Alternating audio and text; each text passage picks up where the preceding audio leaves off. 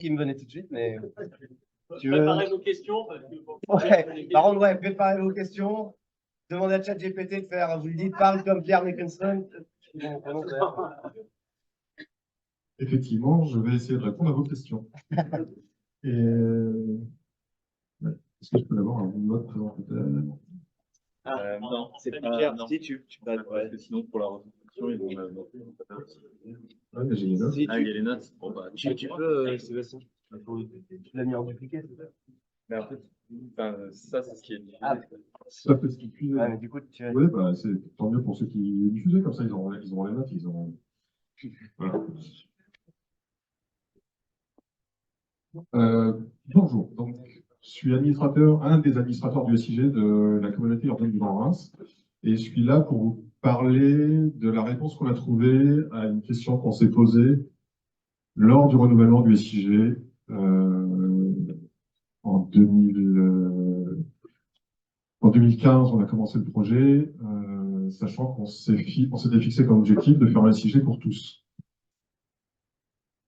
Donc je vais donner un petit peu de contexte, quelques éléments de contexte. Je vais parler de publication de données, je vais parler d'outils, un petit peu de gouvernance de la donnée. Je vais vous présenter les objectifs qu'on s'était fixés et je vais faire un petit retour d'expérience avec les perspectives et où on en est et ce qu'on aimerait faire après. Donc,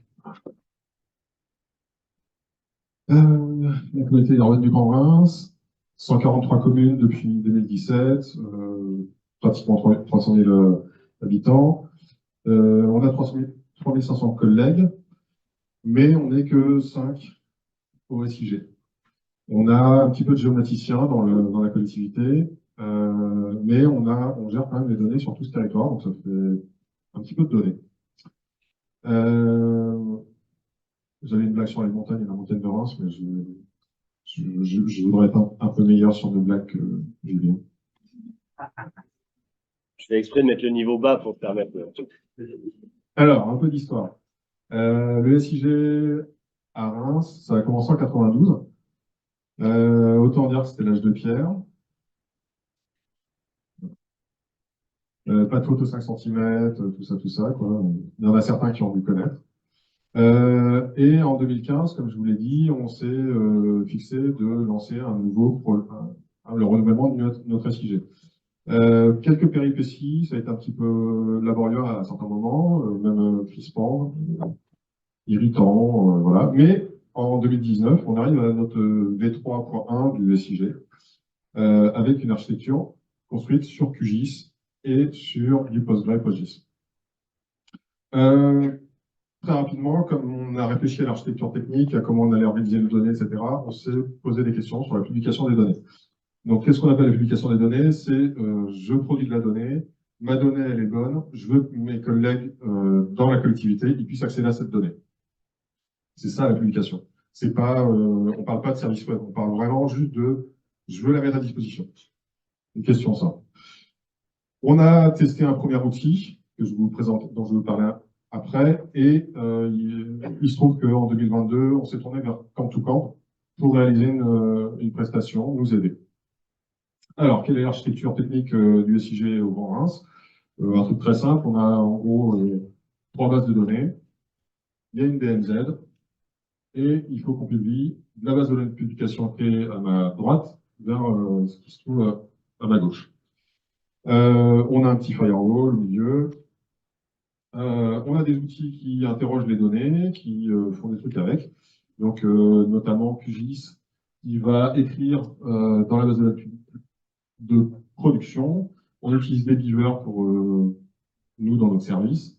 Et on a du propriétaire aussi. Voilà. On a d'autres bases de données avec d'autres outils derrière aussi. Et tous ces outils, il faut qu'ils puissent interroger ce qui se trouve dans la base de publication, donc la base SIG Pulprint.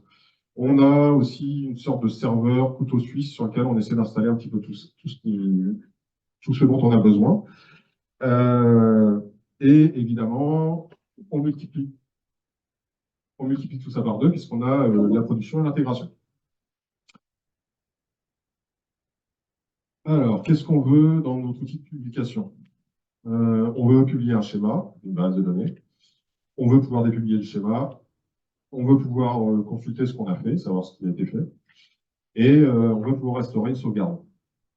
Enfin, ça, c'était ce qu'on avait défini dans la première version de l'outil. Donc, nos collègues de la DSN, la direction des services numériques, ont produit un outil qui nous permettait de faire ça, qui avait ces 4 fonctionnalités-là. Très vite, on s'est aperçu de quelques limites. Il fallait se connecter au serveur Linux pour exécuter le bash, puisque c'était un bash. Donc mon mot de passe, il transitait. Mon mot de passe était communiqué à d'autres acteurs, etc. L'outil de publication utilisait le compte Postgre, donc tout ce qui était publié dans la base de données de publication appartenait à Postgre. On ne pouvait pas choisir de publier plusieurs schémas, il fallait publier schéma après schéma. On ne pouvait pas automatiser, on n'avait pas d'alerte sur le fait qu'on allait casser des vues matérialisées, des index, etc. etc. On pouvait difficilement le mettre à disposition d'autres directions, donc en termes de SIG pour tous, c'était pas vraiment la bonne route. On n'avait pas d'historique, on ne savait pas ce qu'on avait publié il y a un mois, on savait pas. Et puis là maintenant, est devenu très difficile. Pour vous donner un exemple, j'ai une collègue qui, tous les lundis matins, passait 1h30 à faire la publication des mêmes données chaque semaine, sans savoir si la publication allait échouer ou allait bien se passer. Donc, on a eu pas mal d'incidents, on a eu des erreurs de publication, on a eu aussi des trucs qui nous ont mis vraiment dedans au mois de mai de l'an dernier. En gros, voilà, on est arrivé à ça, quoi. C'était le bordel. Sans savoir pourquoi ça avait planté, tout ça. Bon, c'était intenable, donc pour prendre tout ça, faut repenser. Qu'est-ce qu'on veut? Donc on veut, d'un côté, on a nos schémas, nos tables, nos vues qui sont dans la base de données. On a de l'autre côté des droits qui sont identiques ou pas, et puis on a un journal. Donc on a une base de données, on veut publier. Voilà. On veut publier dans l'autre base, c'est un truc simple, et puis on va pouvoir automatiser. Donc on a expliqué ça à notre prestataire consultant, en lui disant aussi que c'était pas à destination d'informaticiens, c'est pas un outil pour informaticiens, c'est un outil pour géomaticiens, c'est un outil pour des gens de notre service. Dans notre service, il y a une topographe, il y a une géographe, il y a une personne qui écrit des romans policiers. Moi, je viens des maths et de la sociologie. On a un jeune diplômé, on n'a pas d'informaticien. Mais on administre la donnée. On sait bien ce que c'est que la donnée, on sait ce que c'est que de la donnée de qualité. De même, dans d'autres directions, dans d'autres métiers, c'est aussi, c'est pas forcément des informaticiens, c'est pas des Linuxiens, quoi. Et c'est pas un gros mot, Linuxien. C'est pas du tout, c'est pas péjoratif, c'est juste qu'on ne possède pas ces compétences-là, quoi. Donc on administre les données, on veut que ce soit des gestionnaires de données aussi qui l'utilisent.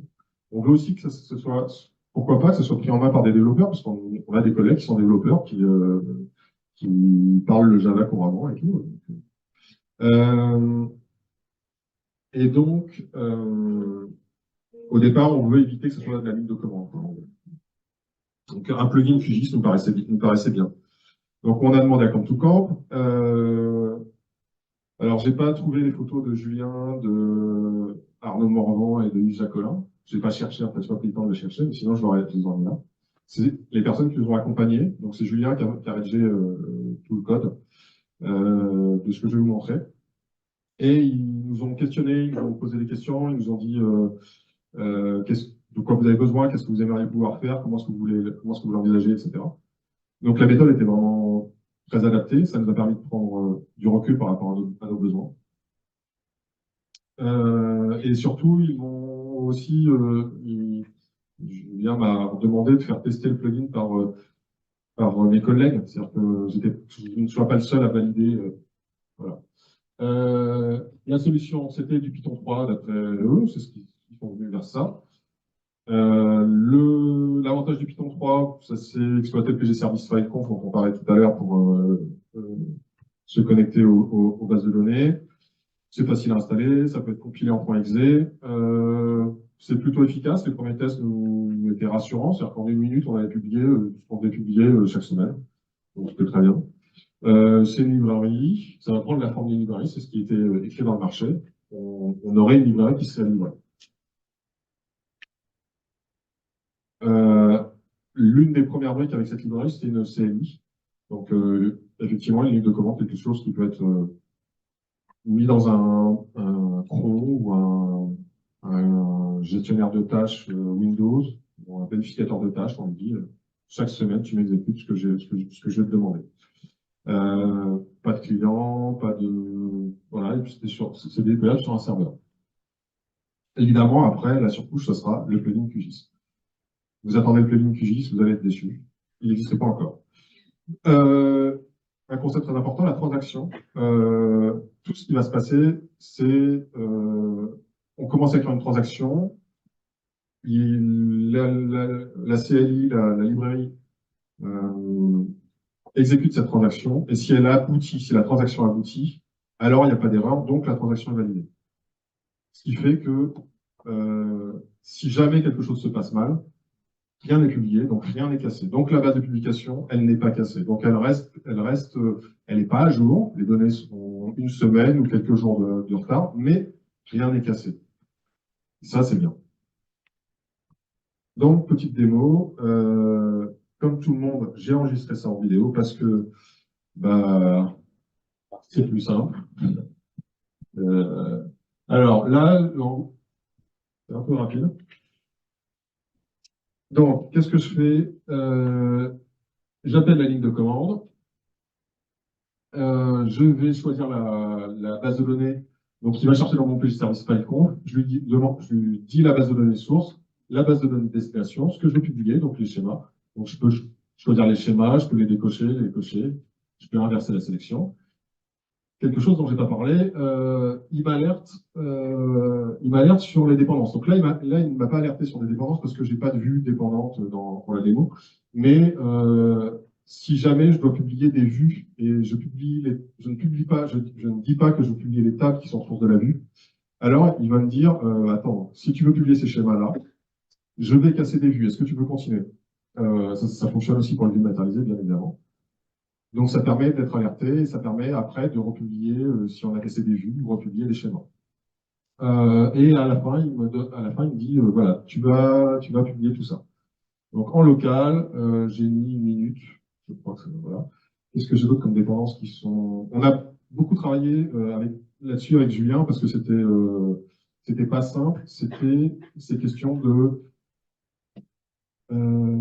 OK, les vues ne sont pas cassées dans la base source, mais il faut que je vérifie si les vues vont être cassées dans la base de destination. Donc le code regarde ce que je fais dans la base source et si on pose pas ça dans la base de destination, est-ce que ça va bien fonctionner après. Donc c'était intéressant comme problème. Enfin, je ne sais pas si Julien dirait ça, mais... et ça me renvoie une ligne de commande, et c'est cette ligne de commande-là que après, je peux, si elle a bien fonctionné, je peux la mettre en automatisation. La même ligne de commande est dans la base login, dans la table de log.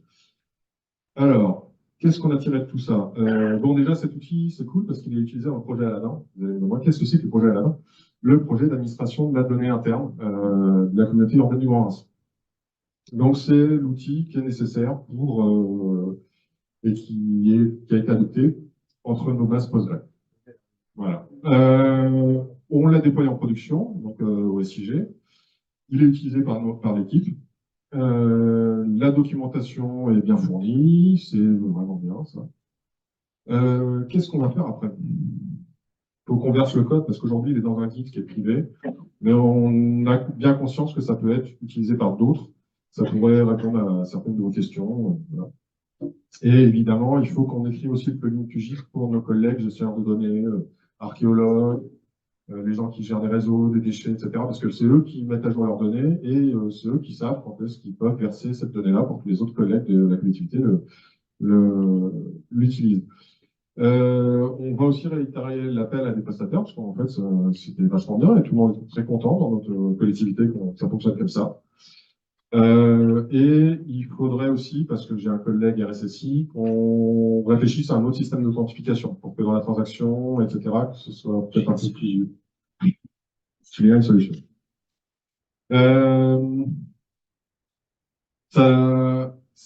ça nous a aussi appris, et on aimerait faire comprendre ça à nos collègues de la DSN informaticiens, le spatial, la géomatique, c'est pas juste quelque chose pour des spécialistes. Ça peut aussi avoir des retombées pour d'autres métiers qui sont très éloignés de la géomatique. Là, la discussion entre des bases Postgre, ça intéresse tous les informaticiens de la DSN pour des questions de RH, pour des questions d'autres projets. Voilà. Merci de votre attention et si vous avez des questions, je peux aussi les répondre.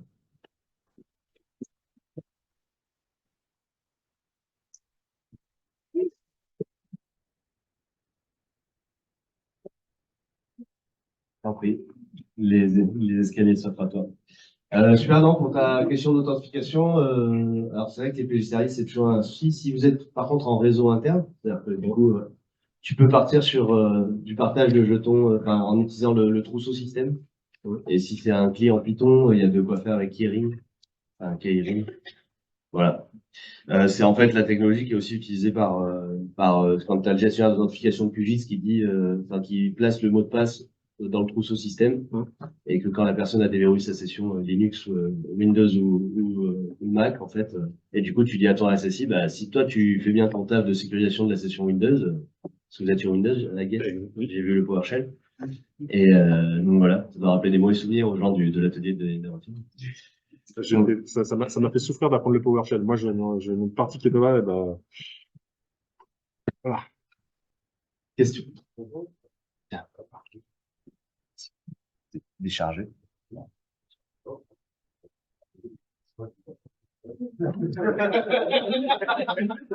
J'ai adoré cette vanne. Il est déchargé, non? Il est peut-être déchargé?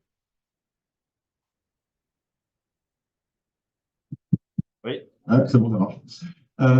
Oui, alors si j'ai bien compris l'utilisation que vous en faites, la question est simple. Pourquoi être passé par du Python et est-ce que des foreign data wrappers de Postgres ne pouvaient pas répondre au besoin? Alors, pas de DB-Link, pas de foreign data wrappers, pas de copie de .wal, pas de pgdump, pas tout ça, pour diverses raisons. Un, parce que la politique de la collectivité informatique, c'était pas de foreign data wrappers et pas de DB-Link.